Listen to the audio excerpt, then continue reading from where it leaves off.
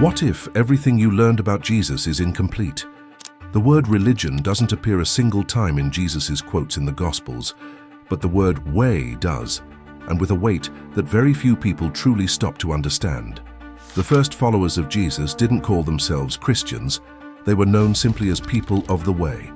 And this is recorded in the book of Acts chapter 9 verse 2, one of the oldest texts in the New Testament.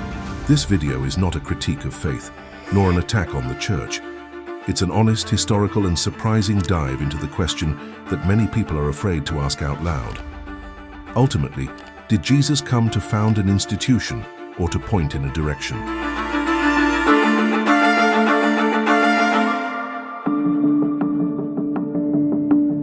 There's a question that gets stuck in the throat of many religious people. What did Jesus really want when he started teaching? Not what the church says, not what the pastor explains on Sunday, but what the texts themselves show. And when you open the Gospels with fresh eyes without the filter of centuries of tradition, something immediately stands out. At no point does Jesus say, "I am founding a religion, build temples in my name," or establish a hierarchy. What appears time and time again is a simple, direct invitation: follow me. A short phrase that carries enormous weight, because following someone is not the same as joining an institution. It's a lifelong choice, made one step at a time. Historians who study the historical Jesus, such as the American scholar John Meyer, author of the series A Marginal Jew, or the German theologian Joachim Jeremias, are unanimous on one point. Jesus operated within the Judaism of his time, with no clear signs that he intended to break from it to create something new from scratch. He taught in the synagogues, celebrated Passover, quoted the Hebrew scriptures. What he proposed was a different reading, deeper, more human, more inconvenient, of what already existed. This is not a comfortable opinion, because it challenges the idea that the religion we know today was the original plan. What if the original plan was something else? This question has no easy answer, and that is exactly why it's worth pursuing. Imagine living in a city where every detail of your life, what you eat, who you talk to, how you wash your hands, is controlled by a religious law. That was exactly how it was in first-century Judea.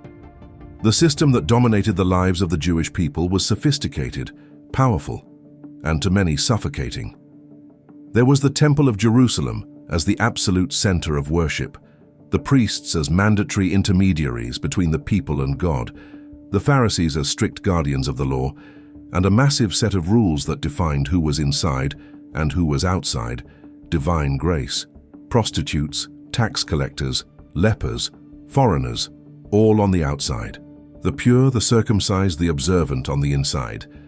It was a system of inclusion and exclusion with sharply drawn borders, and Jesus ignored those borders as if they simply didn't exist. The Israeli historian Shay Cohen, a professor at Harvard and author of From the Maccabees to the Mishnah, describes first-century Judaism not as a single religion, but as a collection of groups with different views: Pharisees, Sadducees, Essenes, Zealots, each with its own interpretation of the law. Jesus moved through this complex environment without affiliating himself with any of these groups. He ate with sinners, touched lepers, talked to women in public, and praised the faith of foreigners. All of these were direct provocations against the ruling system, acts that any observant Jew of the time would recognize as subversive. It wasn't carelessness, it was taking a stance. And understanding this completely changes how we read what Jesus was doing. Because he wasn't building a new religion, he was challenging the logic of all of them.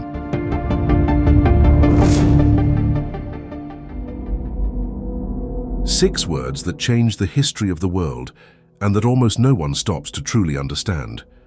When Jesus says, "I am the way, the truth, and the life," in John chapter 14, verse 6, he isn't handing over a rulebook or launching a belief system. He is doing something much stranger and much more radical. He is pointing to himself as a direction to be followed, not as a doctrine to be memorized. The Greek word used in the original text is hodos, which means route, journey, a way of walking through life.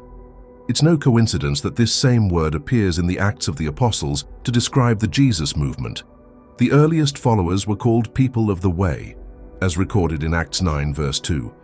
even before the word Christian existed. This is not a minor detail. It's the original identity of the movement. The American philosopher and theologian Dallas Willard, in his book The Divine Conspiracy, argues that Jesus proposed something that goes far beyond a religion, a complete reorganization of a person's inner and outer life, centered on a living, moving relationship. It wasn't about going to a sacred place once a week. It was about carrying that place inside you all the time. Think of a compass. A religion tells you where north is and asks you to stand still, pointing at it. A way invites you to walk. Jesus didn't say, "Come to my temple," he said, "Come and see." And this difference in invitation reveals everything about what he had in mind. The declaration, "I am the way," didn't close a theological discussion. It opened a road. And the question left hanging in the air is how many people who call themselves followers of Jesus are actually walking on it. Peter was casting a net into the lake.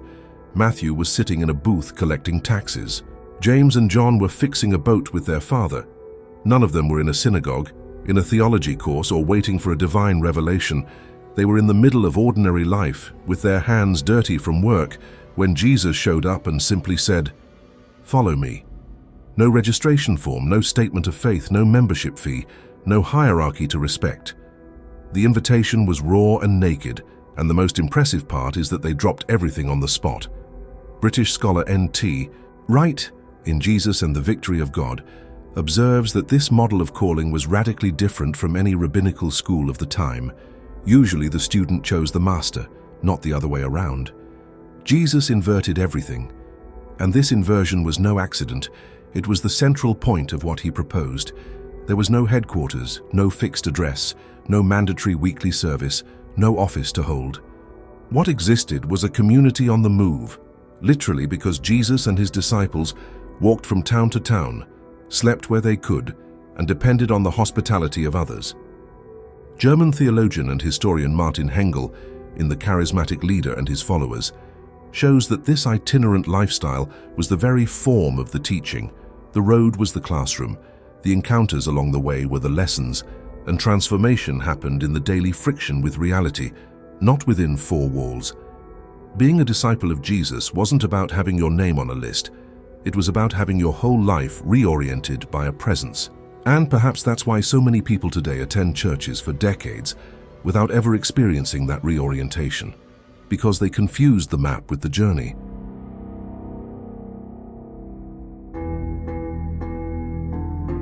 In the year 313 after Christ, a Roman emperor signed a document that would change the course of history forever. Constantine, through the Edict of Milan, granted religious freedom to Christians who until then had been persecuted, imprisoned, and executed. It looked like a victory, and in many ways it was. But what came next is one of the most ironic twists in human history. The movement that was born on the margins of society, among fishermen and outcasts, was absorbed by the greatest center of power in the Western world. In less than a century, Christianity moved from the catacombs to palaces, from simple communities to monumental basilicas, from itinerant bishops to an imperial hierarchy. The English historian Tom Holland in Dominion precisely documents how this fusion of faith and political power profoundly transformed the structure and identity of the Christian movement, for better and for worse. What was lost in this process was no small thing. Early communities met in homes, shared meals, cared for the poor directly and personally, and made decisions collectively.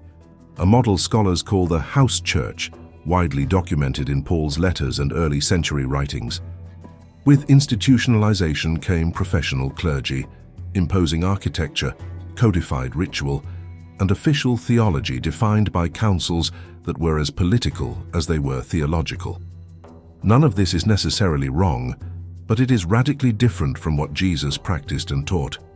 It's as if someone took a live bonfire, full of heat and light, and placed it inside a gold frame hung on a wall. It's still beautiful, it's still there, but it doesn't warm anyone anymore. And the question this history leaves open is uncomfortable. What else is still framed that should be on fire?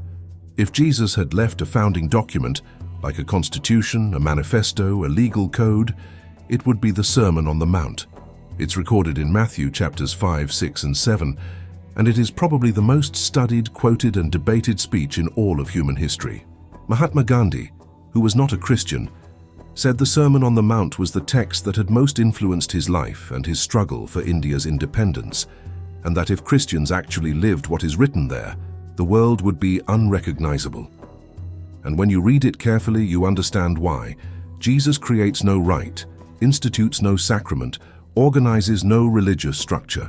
He talks about how to treat your enemy, how to forgive those who hurt you, how to give without showing off, how to pray without putting on a performance, how to live without the anxiety of hoarding. It is a manual for human conduct, radical, inconvenient, and entirely focused inward. The German theologian Dietrich Bonhoeffer, who was executed by the Nazis in 1945 for refusing to stay silent in the face of injustice, wrote in The Cost of Discipleship that the Sermon on the Mount is not a list of impossible ideals. It is a real description of how someone who genuinely follows Jesus lives. Every beatitude is a portrait. The poor in spirit, the meek, those who hunger for justice, the merciful. They are not religious categories, they are ways of being human. And what stands out is that Jesus ends the sermon with an architectural image. Whoever hears and puts into practice is like a man who builds on rock. Whoever hears and does not practice builds on sand. The criterion isn't a declared belief, it's a life lived. In a world where faith has often become a group identity, a cultural badge, or a political stance, this simple distinction between hearing and practicing remains the most revolutionary of all.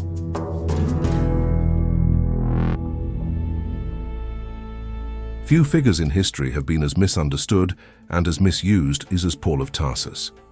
Some say he was the true founder of Christianity as a religion, that he distorted the simple teachings of Jesus and built a complex, institutional theology in their place. But when you take your time reading Paul's letters, Romans, Galatians, Philippians, 1 Corinthians, what you find is not a religious bureaucrat, but a man on fire, obsessed with one single thing: the inner transformation of every person through a living encounter with Christ. In Galatians chapter 2, verse 20, he writes one of the most personal and baffling sentences in the entire New Testament. It is no longer I who live, but Christ who lives in me. That is not cold doctrine, it's an account of experience. And experience, by definition, doesn't fit inside an institution. That being said, it is honest to acknowledge that Paul also organized. He appointed leaders, established standards of conduct, and guided communities on how to resolve internal conflicts and relate to the world around them. American scholar Wayne Meeks in The First Urban Christians shows that the early Christian communities were complex social organisms, mixing slaves and free people, Jews and Greeks, rich and poor, and that some structure was inevitable for this unlikely mixture to work. The tension Paul lived with, between the fire of the way and the need for some form, is the same tension the church carries to this day, never entirely resolved.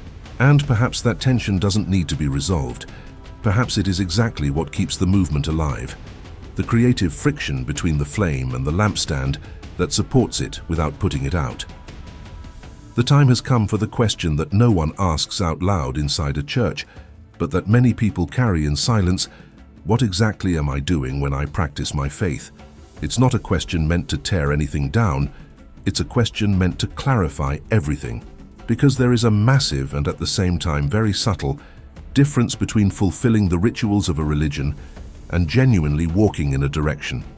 A person can attend services every week, know the Bible by heart, lead a ministry, pay tithes regularly, and still never have been touched on the inside by what Jesus actually proposed.